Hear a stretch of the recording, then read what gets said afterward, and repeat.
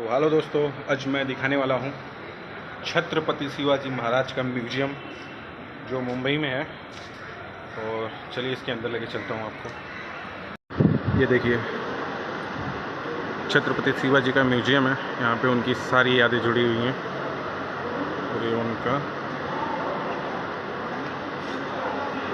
किला। चलिए अब इसके चलते हैं हम लोग ऊपर।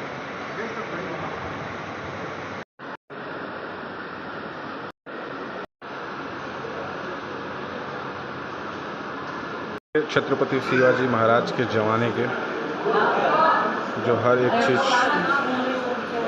के बारे में जानने में काफ़ी समय लगेगा। और ये रहा इनका